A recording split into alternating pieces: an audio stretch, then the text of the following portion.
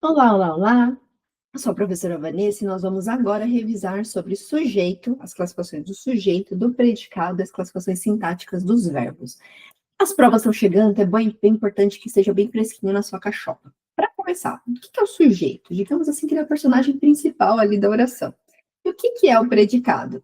É a parte que sobra quando você tira o sujeito. É o que se fala, o que o sujeito fez. É o que se fala sobre o sujeito, é o que o sujeito fez. Basicamente é isso. E para ter predicado, você precisa ter um verbo.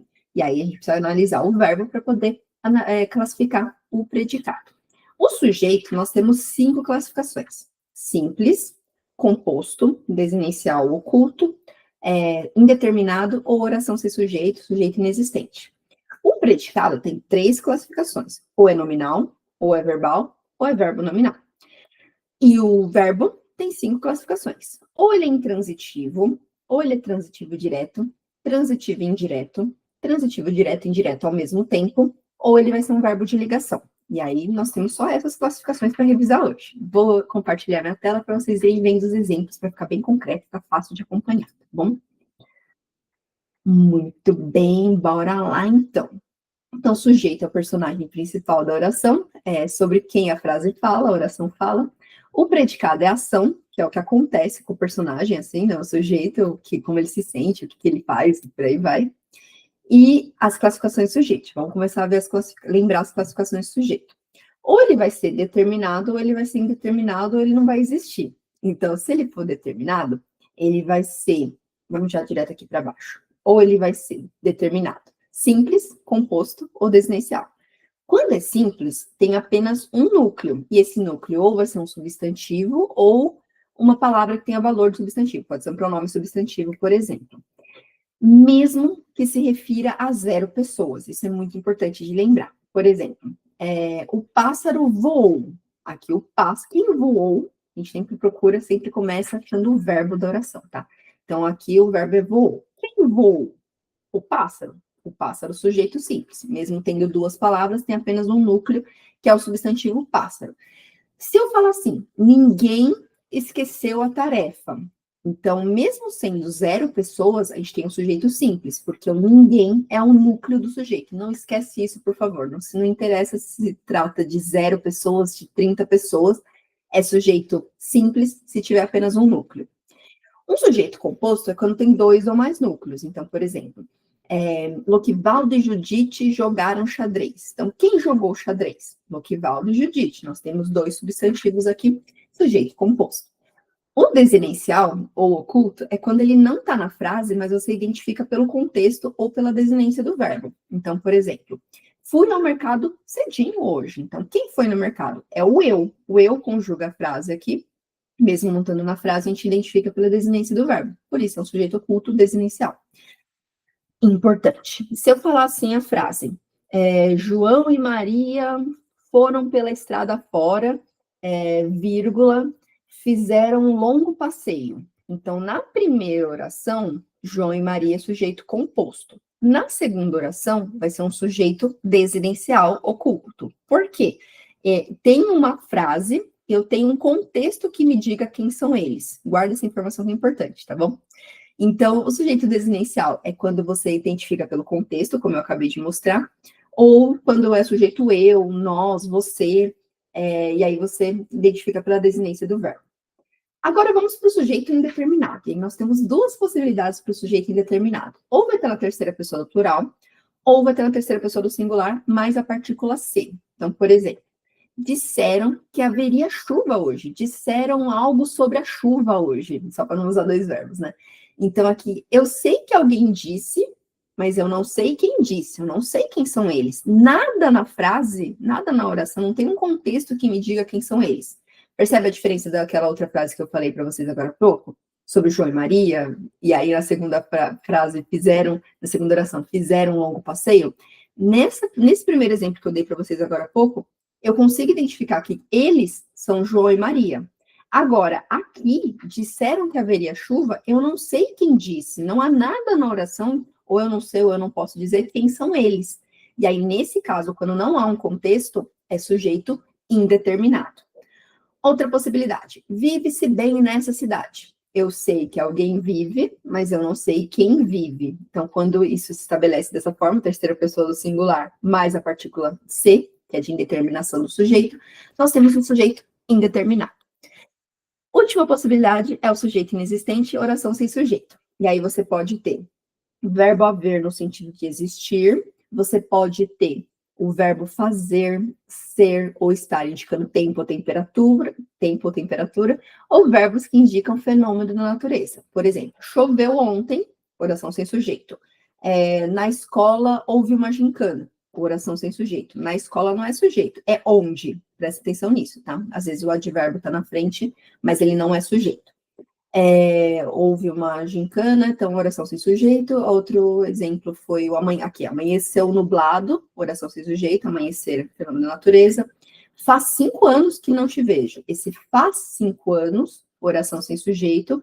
O verbo, percebam que sempre fica na terceira pessoa do singular e não há nada que a gente possa atribuir quem faz aquela ação. Está calor hoje. Então, está calor, o verbo está indicando tempo ou temperatura, oração sem sujeito. São 13 horas da tarde. Aqui o verbo ser indicando tempo, horas, também oração sem sujeito. Tudo bem? Essas são as 5 classificações de sujeitos. Simples, apenas um núcleo. Composto, 2 ou mais núcleos. Oculto, desinicial. Não está na frase, mas eu consigo identificar pela desinência do verbo, pelo contexto. Indeterminado, terceira pessoa do plural, ou terceira pessoa do singular mais o ser, e eu não consigo identificar pelo contexto quem são eles, ou quem que faz aquela ação. E oração sem sujeito, verbo haver, verbo fazer, verbo ser, estar indicando tempo e temperatura, ou verbos que indicam fenômeno da natureza. Continuando, tipos de predicado, 3 possibilidades. Quando a gente tem um predicado nominal, você tem que ter um verbo de ligação mais um predicativo do sujeito. Ou seja, no predicado nominal, você tem apenas caracterização. Por exemplo, eu estou cansado.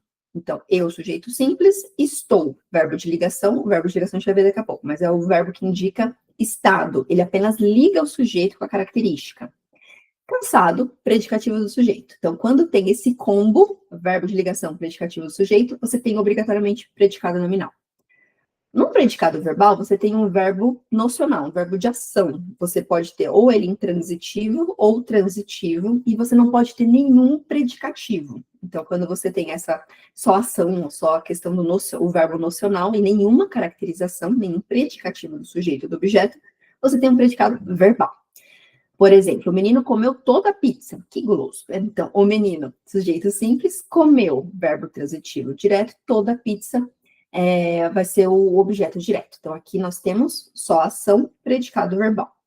Agora, no predicado verbo nominal, a gente tem 2 possibilidades. Ou vai ter ação e predicativo do sujeito, ou você vai ter ação e um predicativo do objeto. Por exemplo, Marieta saiu da escola preocupada. Então, Marieta, sujeito simples, saiu, verbo intransitivo, da escola, vai ser o adjunto adverbial. Preocupada não é uma característica da escola, é uma característica da Marieta. Então, a gente tem aqui, saiu, verbo de ação, preocupada, característica do sujeito. Então, aqui a gente tem um predicado, verbo nominal, ação e caracterização.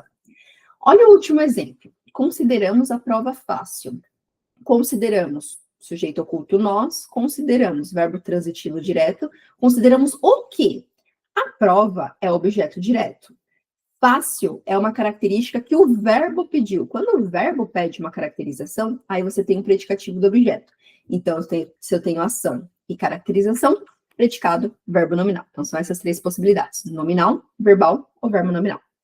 Vamos para os verbos agora. Os verbos, 5 possibilidades. Se for intransitivo, o verbo intransitivo ele não precisa de complemento. Ele pode vir acompanhado, na verdade, qualquer verbo pode vir acompanhado de um advérbio, mas esse advérbio não é obrigatório, ok? Então, ele vai indicar como, quando, onde, ou, enfim, uma intensidade. Então, o verbo intransitivo, ele não precisa de complemento substantivo. Então, o bebê chorou. Então, se eu parar aqui, a frase tem sentido. Eu posso falar, chorou ontem, chorou muito, chorou por horas. Tudo que eu colocar depois vai ser adjunto adverbial. Não tem por que colocar um complemento ali que seja um substantivo. E aí, nesse caso, verbo intransitivo. Quando for transitivo, nós temos 3 possibilidades. Ou ele vai ser transitivo direto, e ele precisa de um complemento substantivo para fazer sentido completo, sem preposição. Ou ele vai ser transitivo indireto, precisa de um complemento substantivo obrigatório com preposição obrigatória, ou ele vai ser transitivo direto e indireto ao mesmo tempo, ou seja, ele precisa de dois complementos, um sem preposição e o outro com preposição. Tá, então vamos lá para os exemplos. Eu li um livro. Eu li o quê? Um livro, objeto direto, não tem preposição. Outro exemplo aqui do indireto. Gostamos de música clássica, olha que erudito, né? Gostamos de quê? Quem gosta, gosta de alguma coisa. Então, de música clássica, esse de é a preposição, objeto indireto. O música é o núcleo, o substantivo principal. E quando exige dois complementos, a professora entregou os livros aos alunos. A professora entregou o quê? Os livros, objeto direto. Para quem? Aos alunos, objeto indireto. Sempre presta atenção nisso e faz, quando fizer a pergunta o quê ou de quê, sempre responde com um único substantivo. Porque se tiver outro substantivo na frase, provavelmente vai ser o outro objeto. Então presta atenção nisso. Sempre que perguntar o quê, não responde tudo, responde só um substantivo, para você ter certeza que o outro vai ser algum outro tipo de complemento ou o objeto indireto, tá bom? Muito bem. E a última classificação são os verbos de ligação. Eles não expressam ação como os anteriores, o transitivo e intransitivo, e eles são uma ponte, uma ligação entre o sujeito e o complemento. Então, por exemplo, o cachorro está feliz. O cachorro, sujeito simples, feliz, predicativo do sujeito. O estar não é uma ação, ele apenas liga o sujeito com o predicativo do sujeito. Então, ser, estar, permanecer, continuar, andar, viver, virar, quando está no sentido de estado, transformar-se, são todos verbos que indicam estado e não ação. Por isso que eles são verbos de ligação. Muito bem, revisamos todo o conteúdo, sujeito, verbo e predicado. Quem é meu aluno, revisa com calma isso daqui, faz um mapa mental, faz um resumo, qualquer dúvida me manda lá no WhatsApp para poder te ajudar. Faz os dois exercícios dinâmicos e o escrito também. Qualquer dúvida me manda lá no WhatsApp. E se você não é meu aluno, vem para o clã, eu vou deixar as informações aqui na descrição do vídeo. Até mais, pessoal!